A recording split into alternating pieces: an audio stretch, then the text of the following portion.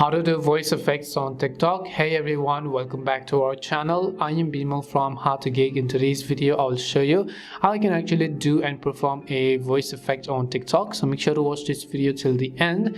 Now first, just make sure to update the TikTok app, and you can do this by launching your respective app store.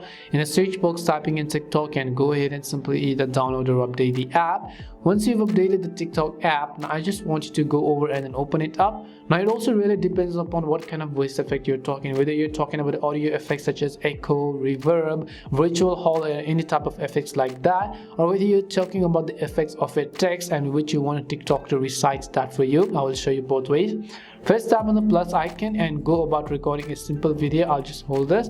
You can also upload an existing video from this list, as you can see, and just tap on the done button. Once you've done so, if you want to add some effects to this voice, you have to tap on the audio editing button, and you'll see all of the effects such as chipmunk, baritone, mic, megaphone, robot, battery D, shake, electronic, echo, synth, elf, giant, and so on. You can just choose any of these over here. So for example, if I go ahead and show you by listening to a particular effect over here, if I select chipmunk, the original video on which I recorded versus the audio effect which I use, you can see the difference. I'll just pause that. You can also upload an existing video.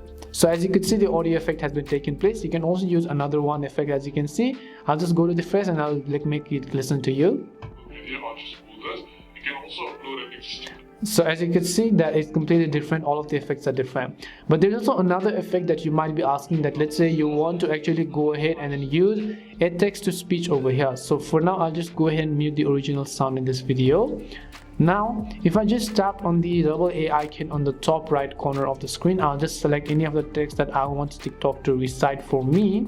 Now if I want to add an effect of a voice to this, I'll just tap on it, select text to speech over here.